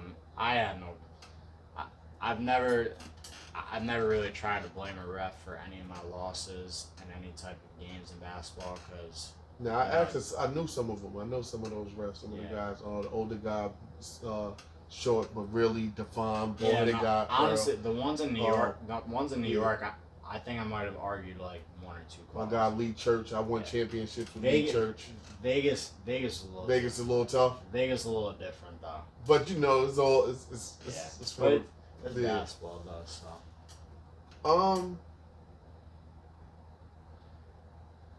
What was first before we even get to Vegas? You went on 2 more sites after you won, or after you made the top 3 in New York, right? Did you go to DMV and to Los Angeles? Oh yeah, he just Tracy just wanted us out there. Yeah, just to be there, watching the other games. Which is so cool. I'm like, yo. So you basically went on tour after New York. I'm just like, yo, like, this is a dude who's got all the money in the world. He don't need to do anything else for the rest of his life, but he's just trying to love the game. He's just trying to make an impact on dudes, and like, here I am, a dude from Troy, New York, who was all done playing a couple years ago. And he's flying me, paying for my flight, paying for my hotel, paying for all my food, and then paying for my flight back. Just because he's just trying to make some type of impact. Giving y'all gear. God, I see you, big OBL hoodie. Just showing mad love, cause he truly like believes there's a lot of dudes out there that like just didn't get that opportunity. After high school or in college. I saw it. There's a lot of dudes that I met in OBL. I'm like, bro, this dude can fucking hoop. Like, why have I never heard of you? And it's like, same reason as you. I'm like, word. Yeah, so I seen that y'all was going, and like, I guess the guys who, if you won early in the thing, like, you went to every other city after that. Yeah, dude who ended up winning the whole entire thing. My God, John JJ, Jordan. yeah, John Joy. He got to like every city. Every city. He was one of the first cities. What was that, Houston? Yeah, he was the very first city, so he was going on. He got to see everybody. Yeah. He was in his head figuring out what he had to do if I play any of these. Facts. Nah, boy, it was dope. Yo, so then y'all get to Vegas. Mm-hmm. He got y'all in Vegas. He take y'all to the Summer League game. Did you go to the Summer League game? I seen some guys went. Yeah, I honestly didn't. The cool thing with that is because like I feel like Vegas like makes or breaks you, and like can really like show like and just put on so many distractions. It was a great turnout. It was a great event, but I would say there were some dudes that went there and they weren't fully prepared or they got distracted. I ain't gonna call them out or nothing, but there was. And a lot of people that played in the league too, like they would agree with me on this, but there were like 3 or 4 dudes there that just like you could tell like they lost focus. Yeah, and they didn't come ready. They didn't come ready and prepared to play, and that was just crazy to me because I'm like, yo, we haven't paid a dime to play in this league this whole entire time. And we got to a point where we're about to play for $250,000. Y'all want to fumble now. It was just, my thing was like, I'm not going to disrespect Tracy in his event by coming here, by any means but focused and in the best shape of my life, and I'm going to play with everything that I have. So I was like, this dude just put me all over the map and just really, had me go viral for like 2 weeks with what I was doing in Brooklyn. So I'm like, I'm not gonna disrespect him. That game winning shot against Gino was Yeah. crazy. That clip went crazy. Yeah, and it was. And there was some other ones, but that one really, because when you hit a game winner, the lights change. Yeah, crazy. I was definitely feeling myself. Tracy got up, dapped you up, you choking your shit. That was the first. That was literally the first time we even had an interaction. He didn't really look my way on Saturday, which that's okay. I could understand that, but then that's the first time Sunday, I actually got his attention. Gino was the #1 seed, wasn't he? Yeah, he was undefeated, and that's when I learned after how credited he was. Yeah, so I was like, all right, here we go. But I just wasn't gonna disrespect Tracy like that. I was like, I'm gonna come here prepared and give it my all. So. I definitely think some people just, unfortunately, I had didn't have that mentality. John Scott, you know John Scott? Hell yeah. John Scott was out there. He was gonna come out to a game, but with how crazy traffic is in Vegas. Was crazy. Okay, I've never been to Vegas. Me and my wife actually plan to go to Vegas for our honeymoon. It's hot out there, bro.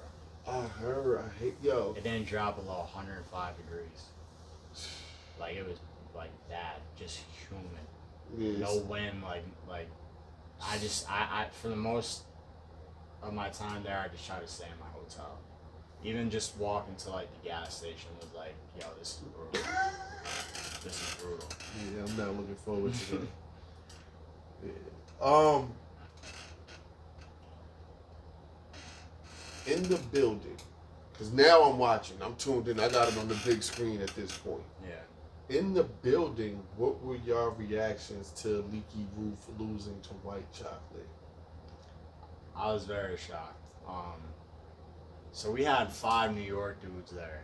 It was facts, and it was big New York heavy. Yeah, it's you, Darian, Leaky, Blue George, Chip, and Gino. My guy George. Shout out to my guy George, man. Thanks, man. That's my I've known George for a long time. I've played with his older brothers. That's somebody who I'm probably like closest with. Yeah, that's my guy. OBL. That's my guy. And it's funny because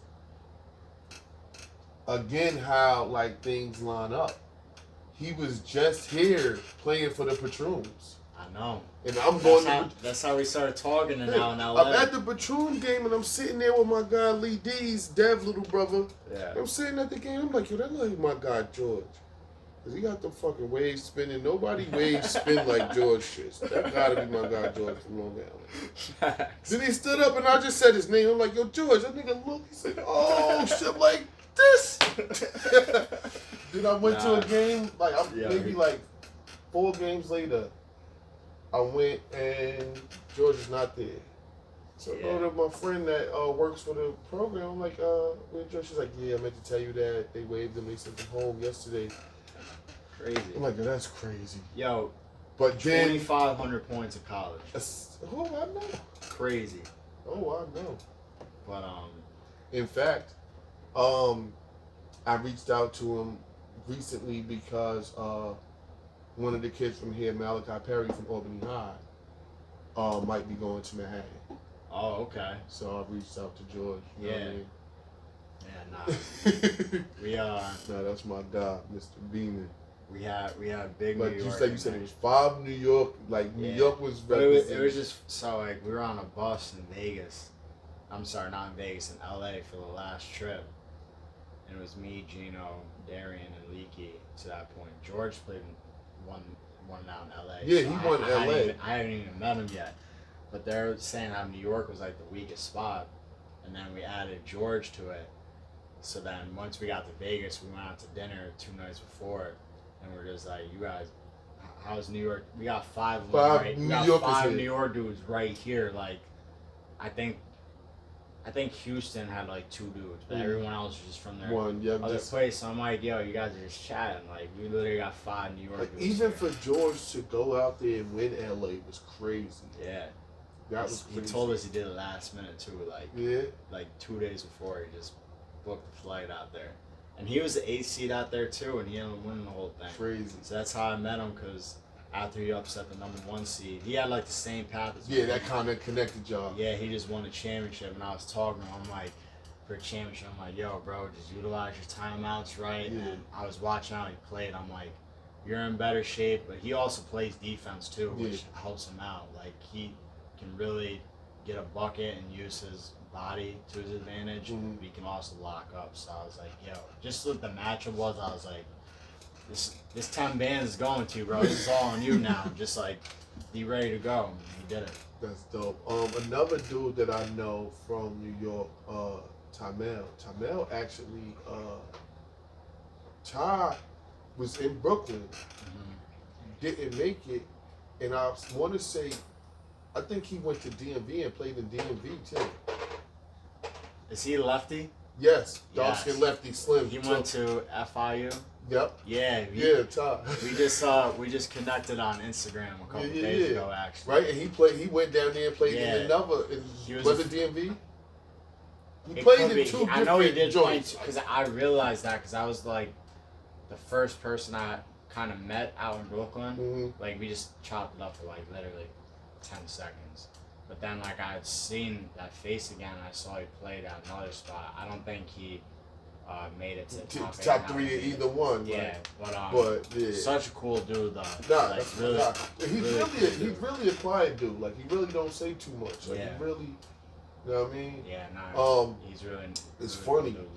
Cool He was in along with my guy Big BJ, my guy Marvin Roberts, and SpongeBob. Sponge. They were in a one-on-one joint a few years ago that was called Fight Ball. Okay. And it was a one-on-one full court with a thick half-court line that if you hit from that line, it was 2 points. Everything else was 1 point except the dunk. A dunk was 3 points. And they was calling crazy rules. No fouls. Like, it was called Fight Ball for a reason. And Ty was in it. Like that goes right into Sponge's game too. No, oh my goodness. Like, and it was a similar thing where it was like regions, and you win your region and you move on for more money as you. Like, SpongeBob won some money in that. Yeah, he absolutely won some money in that. Sponge cool. I don't know if it was a region that he won or like, but he absolutely won some money in that. Like, he's tough. He's a fighter. He's a dog. I forget what school he went to, but I know he's the leading scorer there of all time. Yeah, I believe it. And from his little interview on the Fight Ball thing, like, I think he had some trouble with the law. And, you know what I mean? Came back from that. Full head of steam, coming for everybody. We all got a story. Yeah, so when I see them in the OBL, I'm like, yo, that's son from Fight Ball. That's how I knew who he was. Like, bro, I'm really I'm really, really, really a fan of the game. You know what I Yeah. mean? Like I was kind of a guy who played off the couch, and I was just a brute. Like I said, I went from Eaglebrook to Blair Academy on a wrestling scholarship. Yeah. I like lacrosse. Yeah. I played lacrosse for 2 years. I played football for years. So I'm a physical guy, and I play basketball like that. Like I'm touchy feely. Like you can't run by me. You can't like. Yeah. Pooh Man will tell you like, nah, get like. If I'm guarding somebody, Pooh Man do not want my man coming to set no pick. Yeah, No. Get Beast all the way away from me. Like there's a reason. Like I've never introduced myself to anybody as Beast. Yeah. But there's a reason why most of Southside Queens and most of Albany, New York call me Beast. Yeah. Like, Hell yeah. Hell yeah. So that was always my contribution to the game. So when I see guys like SpongeBob, it's like, yeah. I like that. Yeah. Like, and it was almost like, yo, as a grown man, I can play basketball, I can hit people, I can elbow people, I can throw people on the floor, and nobody calls the cops. Word. That became my physical outlet. Yeah, Like, absolutely. Absolutely. Like, I don't care if I don't get no ball. Like, everybody tell you, like, if you ask me right now, yo, you playing? I got my book bag on, I got all my fouls in the bag. No, I got all my basketball stuff on. It's just fouls in my book bag. Fouls in my book. Yeah, good playoff Utilizing fouls. all 5 or 6 And not no fouls, into too. you. I want to make sure everybody go to work tomorrow. Yeah. But when you go home, I want you to be like, shit. Yeah, I don't want to play against him again.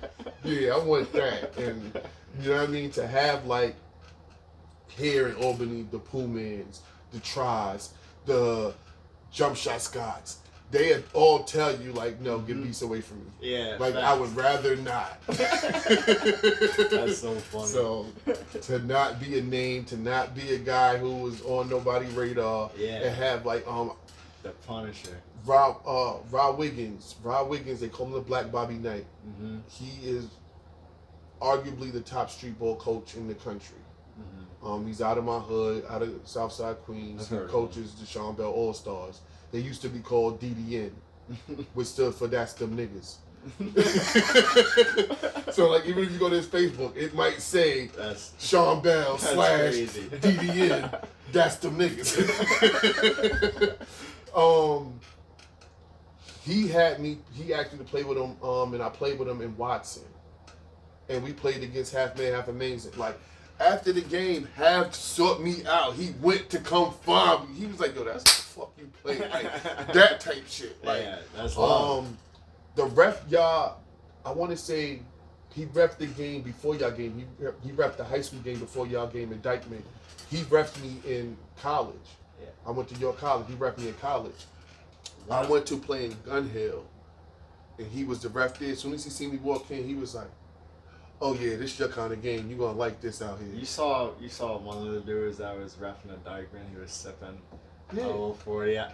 Somebody said back in the day, I met that like he was truth, like a hooping back in the day. But that's regular. Oh no, yeah, that's no, regular that's New York. Yeah, I just can't think of his name right now. But Yeah, yeah, no, that's regular that was New funny. York. He reffed my game, and I played at Rucker a couple weeks before that at Dykeman, and he's just not afraid to tell you what's on his mind though. Like Dogs can do it. Yeah, Yeah. You're not gonna say shit to him. There's a clip out where he Somebody's taking the ball. asked him out to of move. He Yeah. said, "Nigga, you move." Like, nah, he raw. So what the fuck is he talking about? Yeah.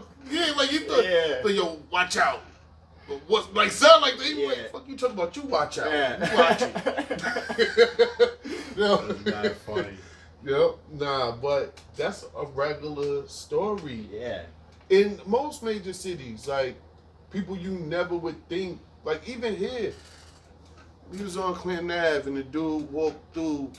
He was arguing with his lady and he said something to us and we all looked at each other like, yo, he was probably nice back in the day. Like he had the high shoulders with the long arms and he had that walk. Like Yeah. yo, he was probably, you know what I mean? Facts.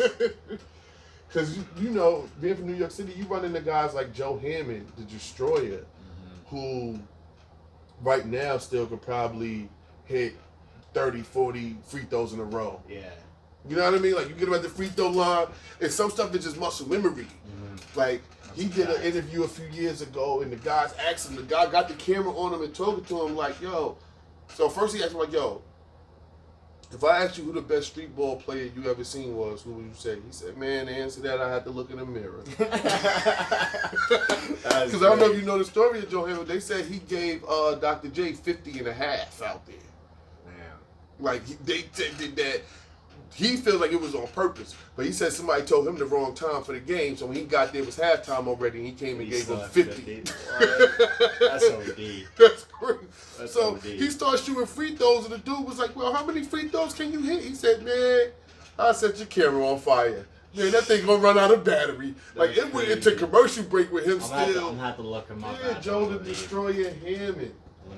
But, you know what I mean? It was guys like that. It was guys like the Pee Wee Kirklands. It was guys like Alamo, who they gave him a ticket to fly out to Fresno, and he traded the ticket in and got some money and went and read up because he thought it was Pee Wee Kirkland's story is crazy on YouTube.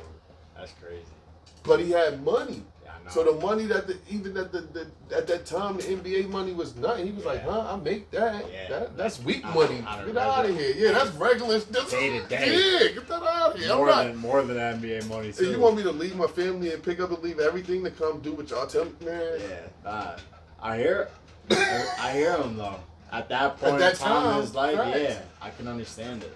I was at a Hot 97 celebrity game at your college. Pee Wee walked in with the family, and they all had on chinchillas, every age. Like, I think he had a line. Like, he had a line of chinchilla. Yeah. Like, the whole family was chinchilla down. Like, that type thing. Yeah. Like, he was bringing in money every day. Lots of money. Tell me about your last game of the tournament. In Vegas? Yep. Did not play well at all. I'm one person I always admit when I don't play well. I'm not gonna make no excuses. I didn't play well. I still lost 9-7. Could have won the game. I think I went 2 of 10 from the 3 that game. Not taking anything away from John either. He's a great player. He's been in G League for a couple years. He's a professional. But I didn't play well at all. Atmosphere was a little different on the second day. So I was the last game of the quarterfinals that day. Busta Rhymes came to perform, and they said they were gonna perform after us. So like I was just so ready to go, and I was just walking back and forth in the tunnel for like 3 straight games. But then Busta Rhymes performed before our game. This is like another 40 minutes just waiting. Yeah, they cut that. Yeah, I mean, you know that's. So that ain't no excuse. So I was kind of ready to go, but there was music blasting that day too. I just had to kind of get adjusted to it really quick, but I didn't play well. Okay. At the end of the day, I just didn't play well. I lost 9-7. Could have beat him. I had to use all my fouls at the end, and he hit the 2 free throws at the end.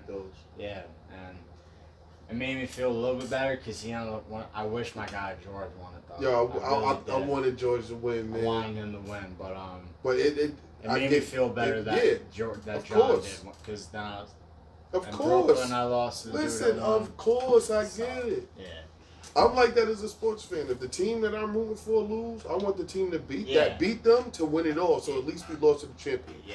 Don't lose to the dude that's losing right after. Like, damn, I lost to a loser. Yeah. Like, nah, I lost to the champ. So it happened. We all did. Yeah. Like, exactly. So no, I get it.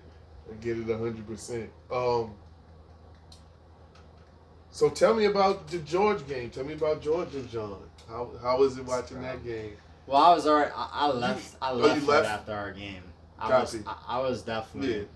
Yeah. I was being a little sore loser. I mean, shit, it is what it is. That's a lot of work. You know what I mean? And to come up short of your goal. I was 2 games away from winning $250,000. So I just wasn't happy with myself. I Ubered home. I Ubered back to the hotel.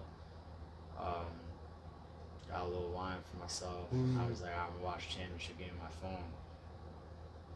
George just a free throw away from winning. He made the first one, and then he missed the second one. I was like, and then after that, I think it was sudden death. For literally like a good like 10 minutes. Facts. And like, they just gone. And they were just kept going. Yeah, no, that was a crazy game. But I got mad love. I'm more closer with George and John, but it was more of like I just want to see a good game. Whatever happens. Nah, it definitely was entertaining. Yeah, nah, it was crazy. And I think, I know that Tracy succeeded. Because I think that was his goal. His goal was just to show any potential buyers, but mainly, in my opinion, Showtime documents the whole entire thing. But I believe he wants the NBA to acquire this and have this part of All-Star Weekend. All-Star Weekend, he wants this to be an Olympic game. Yeah. Like, this upcoming season, he has plans to have this in, I won't say the countries, I don't know if he wants copy. But he's trying to take it he wants it internationally. In 3 different countries. Yeah. He wants to expand it to like 6 more cities. So I think that this year is going to be. Yeah, I heard whispers that he trying to get. I heard that one of the things he was going to do, he was going to try to section this next one off so that it wouldn't be a situation where like you versus Big Hess. Yeah. Like it'd kind of be. You know what I mean? I don't want to say weight classes, but you know what I mean? More size as far as the matchups. And I also heard he's interested in getting the women involved, getting the women going in the one-on-one. Yeah, they would be crazy. He's gonna start that circuit. So, I think. Yeah, I hope the NBA gets involved because I know that certain competitions during that weekend are hit and miss. Yeah, especially now too. Like, I think this would be exciting every year. The dunk contest is trash. It's just it's everybody. I'll say it so you don't have to say it. It's everybody's seen like just everybody's done like. And or if anything, and when it wasn't trash, when it was right there and it like we had given up on it, it was a little bit of light, and I think everybody saw. Aaron Gordon get robbed, and that really left a bad taste in people's mouths. Those 2 dunk contests. I don't think you can get any better than Zach Levine. No. I don't think. Oh, you can. It was called Aaron Gordon that year, and they robbed him. If anything, they should just like have like celebrity, like not celebrity, like dudes that actually like dunk for a living. Like we had Chris Staples out there too that made the finals. Like, yo, that dude's bounce is stupid. Like he can do the dunks he can do any better dunks than anybody in the NBA. Like get dudes like that, I guess. But switch it up a little bit. Though. Once again, back to being from Queens. Mommy. Huh? Mommy. He won it. He ended up winning it, right? He won it 2 or 3 years ago. But growing up in Queens, there was a dude. It was actually that was a time when everybody was doing tandems. Like you be like a forward or a high flyer, and you get you a nice point guard with you, and y'all move around as a tandem. And the tandem that was tearing Queens up was Daryl Showtime Hill as the point guard out of St. John's, and Ryan Williams. We called him Special Effects. That's a crazy nickname. Okay. Like there was actually 2 parks in Queens, Lincoln Park and then Ajax. In one park, they call him Special Effects. In the other park, they call him Flying Ryan. Yeah. He actually, like, if you go look up back when N1 started going on tour, and they would go on tour and they'd come into your city and have, like, the open run. And whoever do good in the open run get invited into the gym. Facts. He scratched his head on the rim and was bleeding. That's stupid. That's stupid. But he ended up becoming part of Team Flight Brothers. Yeah. That was back then. That was crazy. But yeah, Special Effects, like so you can look them up. They started like the whole entire like YouTube scene. They really did. Yeah. So like Ryan Williams was part of the Team Flight Brothers. Yeah, so that just I let remember you the know. name Team Flight Brothers. That just let you know what kind of flying he was doing. And all, And I'm playing in tournaments. I'm running into these 2. And they had the nerve to have Escalade on their team. Rest in peace, Troy Jackson. Oh, man. Yeah, that's crazy. Nah. There's no reason Escalade moved like that at 500 pounds. Yeah. Or whatever he weighed. OD. Spin move crazy. Yeah. Like he'll spin you and you. I remember seeing his highlights back in the day. I've seen it all in person. It's all real. It ain't no fluke. I gotta watch the little documentary that came out on Netflix, The Rise and Fall of Man One. I'm gonna watch that tonight. I think I've been seeing that a little bit here and there. Did you watch the New York City Point Guards? Did you watch that? On Showtime. Yeah. I gotta get to that too. That was really good. I've watched bits and pieces of it. I haven't watched the whole thing. Yeah, because I know it's featuring like Sedash and stuff. Yeah, a bunch of them is in it. And I think Kevin Durant produced it. Oh wow. Okay. Yeah. Nice. That's what kind of really got me interested in it. Have you ever seen the Basketball County joint with KD from where he from down in PG County? I've definitely heard of it before. Yeah, you gotta go watch all of those. Alright, yeah. Because that one is crazy too. That one is crazy for. because it just shocked me. I didn't know how many people came out of that county. How many pros came out of it. See, now that you're saying it, I've seen the title. I just haven't watched it though. And it's like Quinn Cook, the Grant brothers,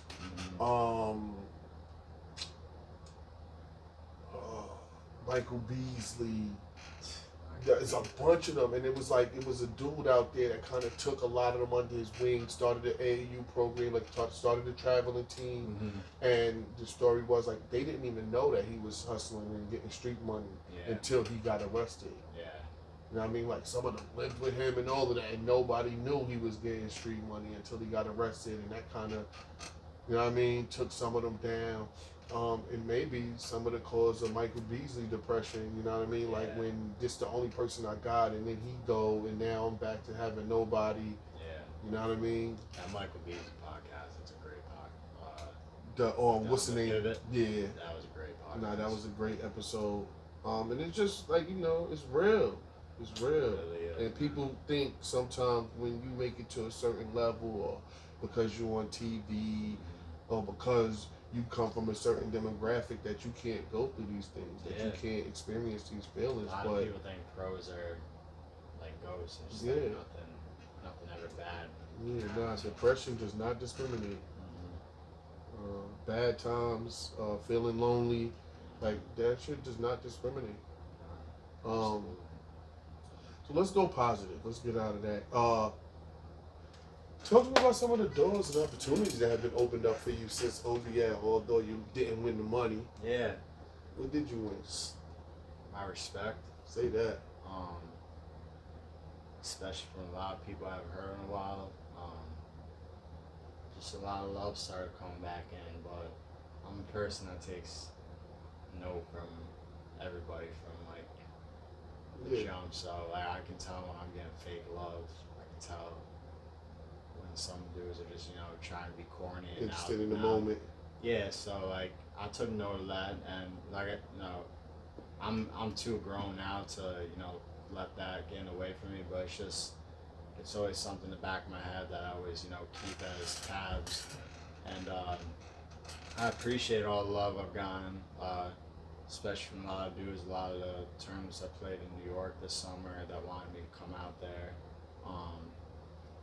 Still to this day, still not getting a lot of love from some of these weird agencies overseas, because they don't like to look at what you're doing present. They like to look at like what you were doing throughout college, and copy. I know that's how it's gonna be for me. Like I'm very open up front with them. Like you guys can sit there and look at you can look at my college tape, and when I was healthy, you're gonna see great footage, but you're not going to see a lot of footage to begin with because I just simply wasn't on the court.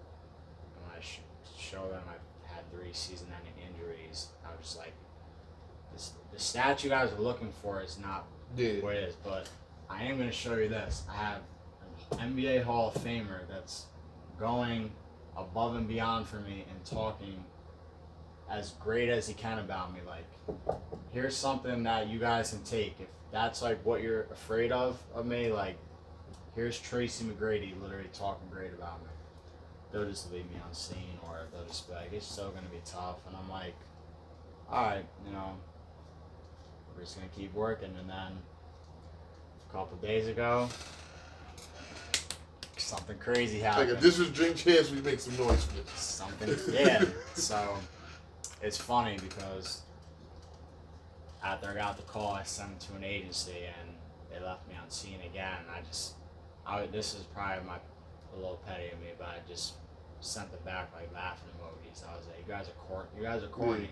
You know what I mean? Like, I've sent you 3 different things of this dude, Tracy McGrady. If you're in the basketball world, you know who Tracy McGrady is. Like, it's not like some old time like dude too. Like, no, like if you're living this present day and you are in the basketball world, you know who Tracy McGrady is. So yeah, I got a call from Tracy on a Zoom call, and he had nothing but fantastic things to say about me. Not a Zoom call with Tracy McGrady. The 3 other dudes, and just literally gloating about how he trusts me. Like, what? He trusts me out of all people. He respects my professionalism and my backstory and just everything I'm about, and he trusts me to go to a G League tryout that he's put me on for. So that's when I was at the point, I'm like, man, this is everything I've worked for. Like, just to get this opportunity, and it only takes a couple people for them to believe in you, and I've got one of the best dudes in basketball history to believe in me. So I'm like, I'm gonna come out there, I'm gonna do my thing, I'm gonna play my heart out, like I've always done. That's what's up, man. I'm rooting for you, man. You're gonna get it done, man. No, I'm rooting for you wholeheartedly. And I already know you've shown me, and you've shown everybody that's been paying attention that whether you make it or not, you're not gonna quit, you're not gonna give up, you're not gonna stop fighting. So I'm sure. Until my body says no, we're gonna keep going, man. I respect you. We're gonna keep going.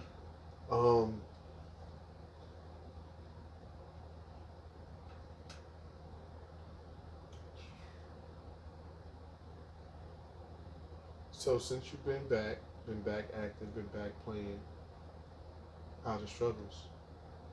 I've been haven't touched the drugs I was on over 2 years now, which feels awesome, man. So I would definitely sip on some wine a little bit here and there, but yeah, no, that's just That was that moment. That was that time. That was this moment you had to go. I needed that wake up call, and it was a blessing in disguise. I needed it, and I think everybody needs to hit that. I hope it doesn't, you know. And I mean, in some way, shape, or form, like find that. Yeah. What sparks you with? Yeah. Because like you said, sometimes you could lose that light. You can have that love for something and feel like it's being snatched from you. And and now I just kind of look at it like, if I can do this shit, a lot of people can. I just want to inspire people now. Why? Just show that this law I know how to do, and I'm gonna keep getting to it as much as I can, and ain't nobody gonna stop me. Yo, well, we watching, and like I said, I'm definitely rooting for you. You know what I mean? Positive things coming, and I'm staying tuned, and I'm staying tapped in, man. Yes, sir.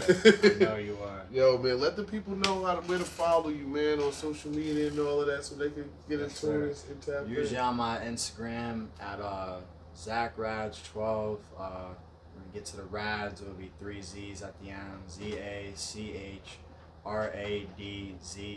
and then 12. And then on Twitter, it's just at Zach Radz. Yo, man, make sure y'all follow him. As his story is amazing, but he got a lot more chapters to write.